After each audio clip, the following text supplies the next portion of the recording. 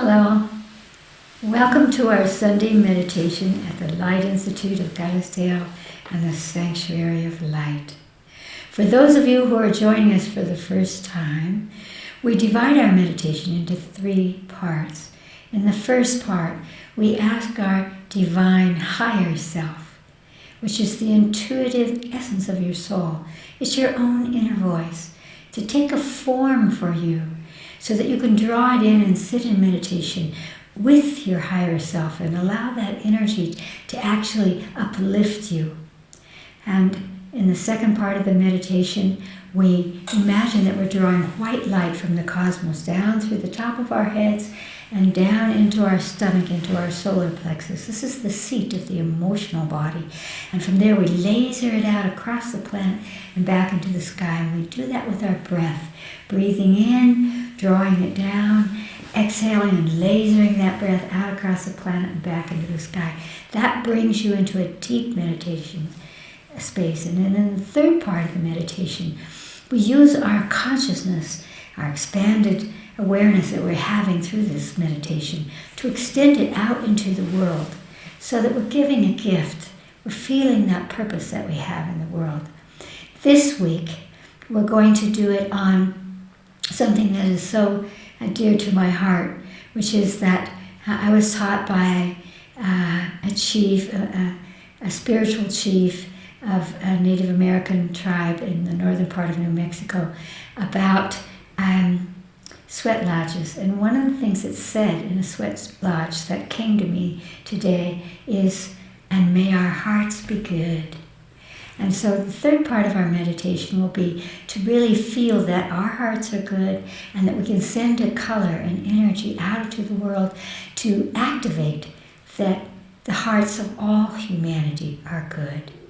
Now, because we're doing this through an apparatus, through your computer or your cell phone, after each part, I'll make a little hum sign, and you can push the pause button so that you can sit in meditation for as long as you like. We'll begin with our breath, because when we exhale very slowly, it slows our brain down and expands our consciousness. It puts us into alpha brainwaves, which is the meditative state. Here we go. Close your eyes. Breathe deeply in through your nose. Hold at the top for a second, and now, puckering your lips, make a long, slow exhale.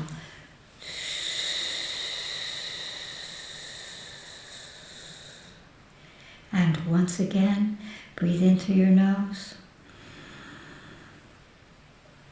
A long, slow exhale.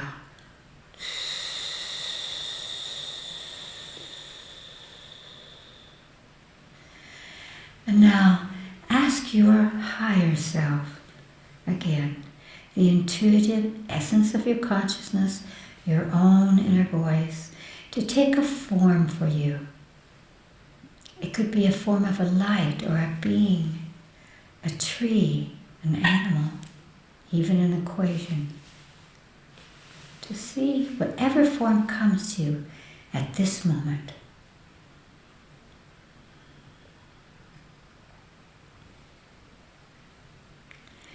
And now, ask your higher self to touch the place in your body where you hold your divine essence at this moment. And just imagine that you can feel a touch sensation in any part of your body. Focus your consciousness there. Imagine that's the touch of your higher self. And again, begin to breathe in and exhale, opening a space there in your body. And now draw your higher self in through that point into your body and sit in meditation with your own higher self. Om.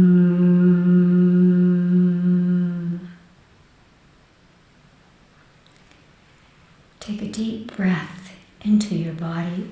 Reach up into the cosmos and imagine that you are drawing down a beautiful beam of pure white light down through the top of your head.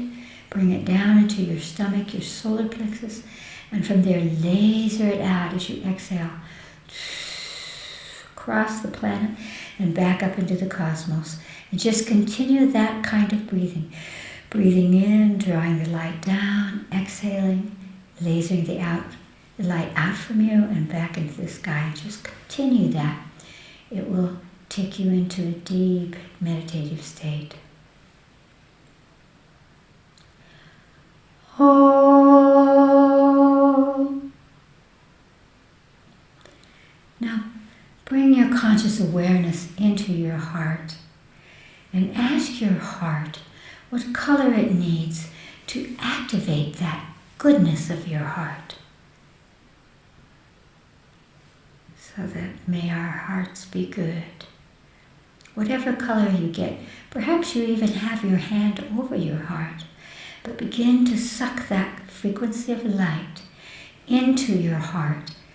It will come in through your chakra, your heart chakra, your emotional heart, your physical heart, physiological energy. Just draw that color in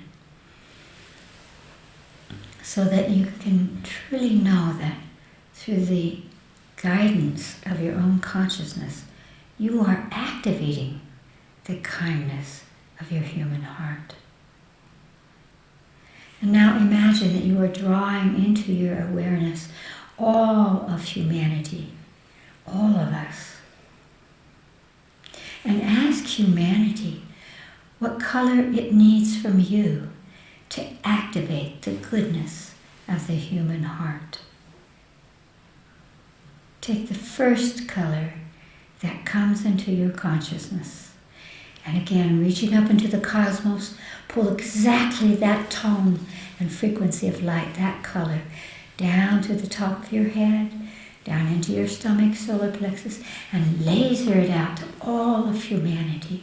And feel as if that color is continuing to flow through you and out and entering into all of humanity, activating that we are all kind and good of heart. And may we be good of heart.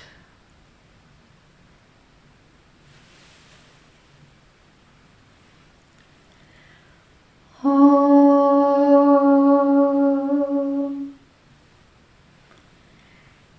Take a deep breath into your body and open your eyes. And open your eyes, feeling your heart and feeling the kindness and the goodness of your human heart.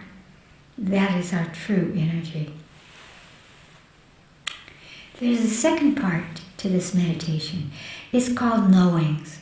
And each week from around the world, people bring questions to this meditation. Questions that are close to their hearts, that they would wish for us to explore in order to uplift us all and illuminate us all. And so we will see what these questions are today. Allison? The first question is from Myanmar. Dear Chris Griscom, how can I regain lost faith? Faith in goodness and faith in a higher guidance. I have been pummeled to reduction and feel so lost. Well, so many things are happening in your country. I can understand how easy it is to feel that you can't find that goodness of the human heart, but it is there. And so what I would say to you is that the faith in the goodness begins with you. And so what you want to do is to bring that faith in yourself back. And it's very easy by focusing your attention on what is something that I can feel or touch or think or do at this moment that shows the goodness of myself and my humanity. And whatever that is, if you begin to focus on it and train your consciousness there, you'll begin to feel that inside you. As you feel that, there will be a sense of purpose that comes up in you, and it will support shifting your energy, because it's so easy to see how everything is wrong and everything seems to be falling apart. But the truth is that it's because of us Not that we're to blame, not that we're being punished or being born at this time, but because we have the wisdom from our many incarnations of the soul to come here to participate in uplifting all of humanity, to shifting from these old patterns of war and suffering and struggle into the light of a new era on this planet, for the planet and for all of life. And you are here to participate in that. And there is nothing that you can do or feel or think that is too small to be a part of that. And so all you have to do is to begin. And begin with you. And it's kind of a dance between you and the outside world. Nature will show you beauty. Nature is not dissolving even though we have problems. There is the beauty of flowers. I have been to your country. And I have seen incredible beauty and the harmony, and I felt the power of nature there. So don't give up. We have an expression here that says, stay the course. And that means just keep going, but begin to go through this time because it will not last. We are the ones who are going to finish it. Finish the negativity and the struggle and the terrible, terrible darkness and bring the light. And that's what we're here for. And that's what we were doing in our meditation a moment ago when we were activating the goodness of the heart. You can do it and you're not alone. I send you all my love and light and support. Allison? The second question is from Tucson, Arizona, in the U.S.A. Chris, I am a photographer and more I am capturing spirits and what I think are galactic beings in my photos.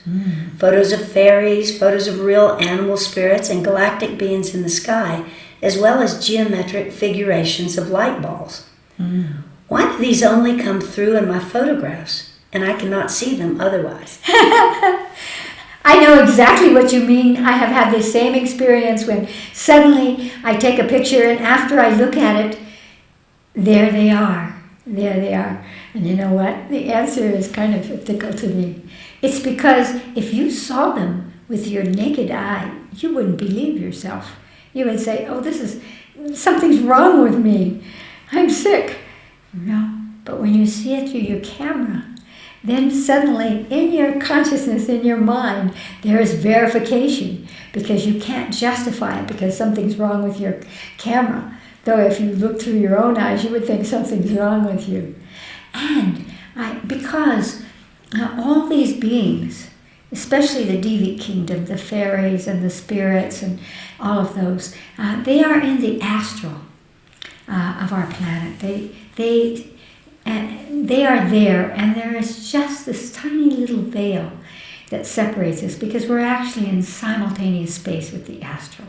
And so the camera, I think that there is a thing that happens through the lens of the camera that allows us entrance into other dimensional frequencies. So certainly for the Devic kingdom, it's easy for it to go into the astral. When you're seeing the lights and things that seem to be galactic, and what does galactic mean? Because we are galactics, because we're part of a galaxy. That's another slip of your camera. That's something else that your camera is accessing. And again, I would say that why are you not seeing the galactics? Even although I think it's easier to see them than the fairies, really. I feel that most of us have seen with our naked eyes these things as children, but they haven't been verified for us, and so we erase them because they didn't serve our belonging to a family. The same kind of happens with the galactic energy. There are many of us who have actually seen with our naked eyes these balls, these lights, these things that are galactic.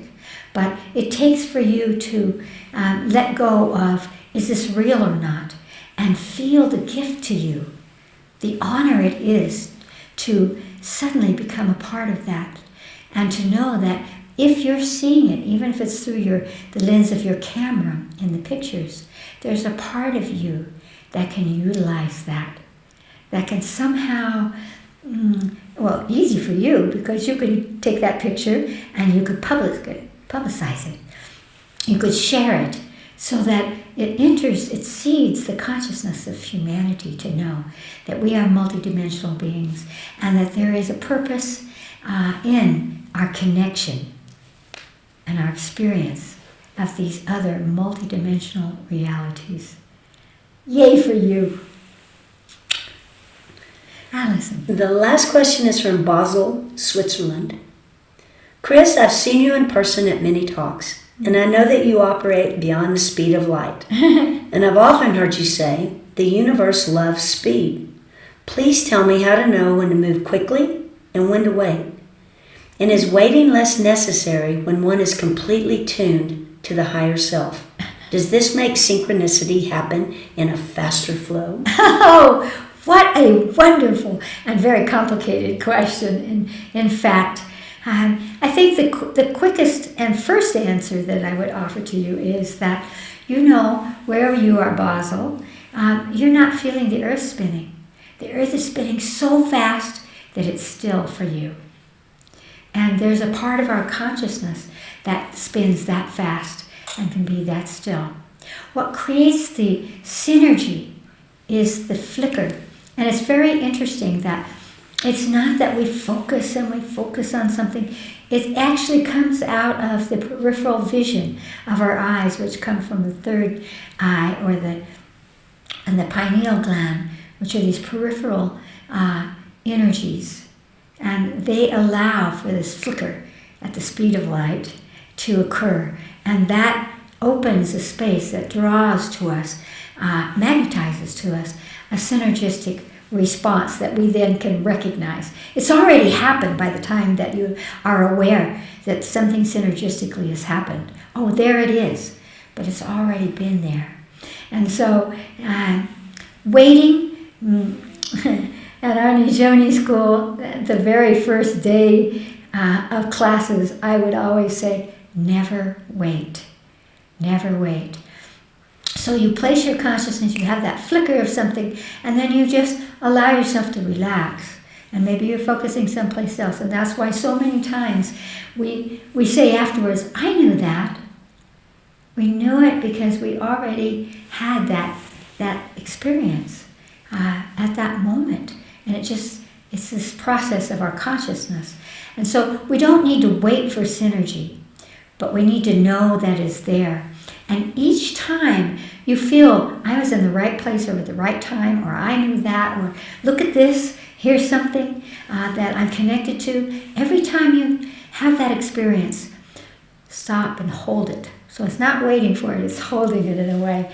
It's holding the recognition of it, the acknowledgement of it. The more that you acknowledge synergy, the more it'll happen and you will become conscious of it.